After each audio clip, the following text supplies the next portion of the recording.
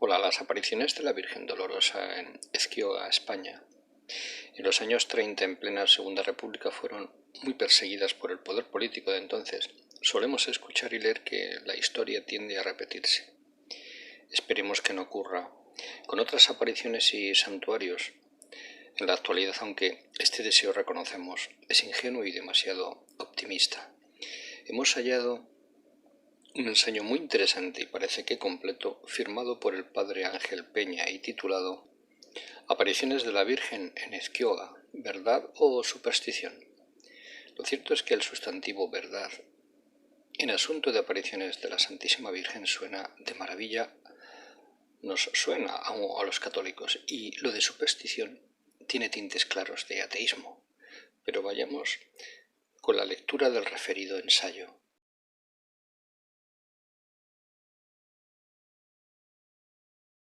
Prólogo: el misterio de Ezquioga como una aparición. El 30 de junio de 2021 se cumplieron 90 años de la primera aparición de Ezquioga. La obra del padre Ángel Peña es un memorial que ofrecen los devotos de Ezquioga en preparación para el centenario que se celebrará en 2031.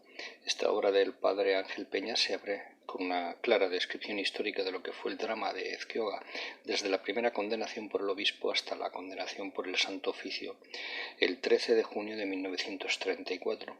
Ambas condenaciones cayeron como una pesada losa sepulcral sobre las multitudes que habían creído en las apariciones de la campa de Anduaga. La obediencia absoluta con que los partidarios de la verdad de los sucesos aceptaron el veredicto de la Iglesia les creó una verdadera y profunda crisis de fe. Fue la gran cruz de los videntes Antonia y Andrés hasta su muerte.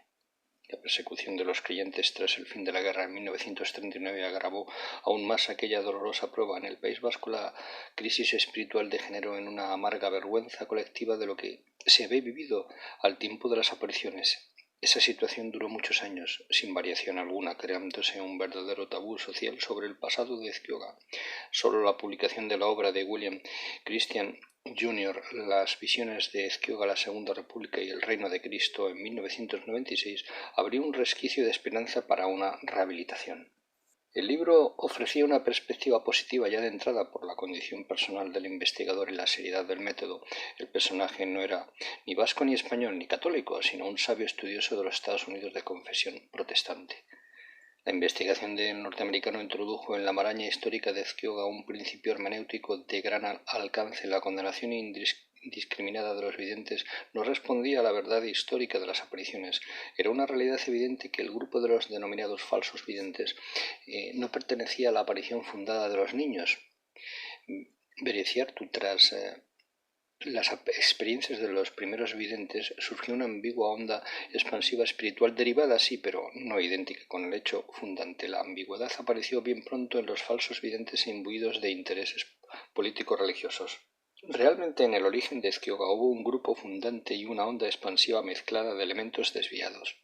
Esta visión de los hechos fue la clave del drama creado por la condenación indiferenciada pronunciada por las autoridades eclesiásticas. El peregrino católico francés Gaëtan de Bernoville había llamado la atención con certera intuición desde los primeros meses sobre la complejidad de Ezquioga, afirmando que los segundos videntes no entendían la aparición en el mismo sentido que los primeros. El primer grupo se distinguía por su veracidad, sinceridad, sencillez y piedad. La voz aislada de Bernoville fue científicamente probada por las encuestas de Christian. Con esta distinción estaba zanjada la cuestión fundamental del enigma de la condenación global e diferenciada que incluía a todos los videntes por igual. Por otra parte, en la pugna de elementos incoherentes en el drama de Ezquioga se dio un hecho insólito. Fue la colaboración del Estado y de la Iglesia en la anulación de la aparición, fundados solo en las informaciones ambiguas del segundo grupo. Tras la aclaración histórica del drama de Ezquioga, el padre Peña entra en el análisis de las causas que provocaron aquel final. A ello dedica 3 capítulos de su obra, estudiando primero las condiciones de los videntes, los hechos prodigiosos de Ezquioga y la comparación con parecidos casos condenados que han terminado siendo aprobados.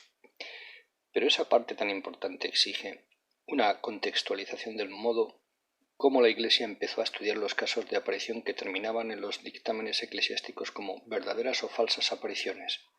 Es sabido que la norma de someter las apariciones a una previa aprobación de la autoridad diocesana data del año 1830, con la aprobación de la Medalla Milagrosa. Fue el arzobispo de París el protagonista de la primera aprobación que dio inicio a la praxis posterior. En un principio solo el obispo intervenía en el acto de la aprobación. No existía todavía la norma de la información previa a Roma. Posteriormente todas las apariciones empezaron a ser tramitadas con un pase previo de Roma. Precisamente Ezquioga señaló el momento del cambio.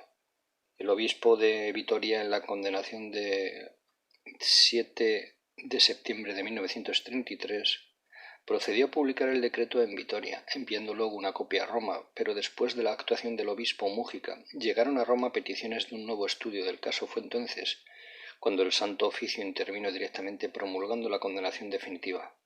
Desde el caso de Ezquioga, Roma exige ser informada de todo el proceso diocesano. Las actas del proceso deben enviarse a Roma, y la autoridad central otorga el pase que autoriza a la diócesis conceder la aprobación. En este proceso el criterio principal es la constancia de la sobrenaturalidad de la aparición. Tal proceso tiene una analogía con los requisitos de la canonización de los santos, en los cuales el dato fuerte previo e indispensable es la constancia de las virtudes heroicas para proceder a la beatificación. En el proceso de las apariciones, a las virtudes heroicas corresponde la constancia de la sobrenaturalidad de la aparición. Paulatinamente ha ido creciendo el rigor en el juicio sobre la sobrenaturalidad, lo cual ha aumentado las exigencias de dicha constatación. Por eso, con frecuencia no se llega a la aprobación de las apariciones por carencia de la condición sobrenatural. Así se ha llegado a casos como el de Ámsterdam, en el cual solo se aprueba el mensaje, mas no la sobrenaturalidad de la aparición misma. Lo mismo ha sucedido en Medjugorje, cuya sobrenaturalidad fue negada por el Santo Oficio, pero paliada luego con la concesión del culto. Muchos elementos intervienen en el discernimiento del carácter extraordinario de las apariciones, por eso la declaración de falsedad depende de las condiciones humanas de quienes intervienen en el juicio valorativo de dicha cualidad. Esos elementos de perturbación se deben en principio a la dificultad del discernimiento, pero también pueden entrar en el juicio valorativo e imperativos políticos que obstaculizan la aprobación. Es aquí donde el discernimiento de Ezquioga se desvió hacia la consideración exclusiva de los segundos videntes sin prestar atención al momento fundante de los videntes primeros. Este fallo inicial llevó a la condenación colectiva de los primeros y segundos videntes. Esto explica las dificultades de la rehabilitación de Ezquioga. Para mostrar la posibilidad de la rehabilitación, el padre Peña desecha la técnica de los agudos razonamientos de la teología racional y recurre a la humilde referencia de los misteriosos designios de Dios y de su poder infinito para abordar el tema oscuro de la falsedad de Ezquioga y su posible rehabilitación. Por eso, sus argumentos los toma de hechos concretos y de realidades controlables, que solo procuran argumentos de mera probabilidad. Estas razones se concentran en el examen de la persona de los videntes mismos, los hechos prodigiosos y las analogías, con otras apariciones tenidas algún tiempo como falsas, pero posteriormente rehabilitadas por la misma autoridad eclesiástica. Con estos criterios el autor cree que hay suficientes razones para aceptar que las apariciones de Ezquioga fueron auténticas, al menos en los dos primeros videntes, y que se puede asistir al lugar a rezar y pedir por la salud física y espiritual de las personas familiares o conocidas. Estas razones se ven reforzadas por dos consideraciones que hacen vislumbrar ulteriores posibilidades de rehabilitación. Son del orden de la esperanza cristiana, ante todo, la fuerza espiritual que trabaja en favor de la superación de las grandes negatividades de la condenación, que consiste en la heroica paciencia con que los hermanos Bareciartu asumieron el dolor de la condenación desde 1933 hasta su muerte en los años 2005-2006. El segundo motivo es el traslado de los despojos mortales de Antonio y Andrés al interior de la capilla. Esta presencia será sin duda una eficaz garantía para reconocer la oculta continuidad de la presencia de la Virgen Dolorosa, los mismos instrumentos que escogió hace 90 años como ejecutores de sus designios de amor en Ezquioga. Señalemos también el mérito de esta obra del padre Peña para procurar un impulso nuevo al empeño para rehabilitar a Ezquioga. subrayamos particularmente su oculta inspiración, que consiste en la admiración por la mística de las apariciones. En efecto, bajo la sólida investigación de su obra se esconde la profundidad de una convicción personal sobre el valor del hecho aparicional cristiano en su conjunto. Como religioso agustino Recoleto trabaja en este libro desde una convicción muy firme de que las apariciones son una fuente de bendiciones espirituales que se debe valorizar. Y aquí, en síntesis, la dinámica de esta convicción, la realidad básica del cristianismo, que es la resurrección de Cristo, no hubiera sido conocida sin su aparición a los apóstoles. La perseverancia cristiana de la fe en el resucitado, la continuidad de sus apariciones y de su madre es un elemento esencial. Si en el Antiguo Testamento todo profeta es un hombre de apariciones, mucho más lo es Jesús en el Nuevo. Las apariciones con que fue agraciado en su vida terrena son las más divinas de la historia humana. Las visiones trinitarias del bautismo en el Jordán y de la transfiguración en el Tabor no tienen par en ningún fundador religioso. La variedad de apariciones con que fue agraciado en vida nada supera su propia aparición en la resurrección de la Pascua.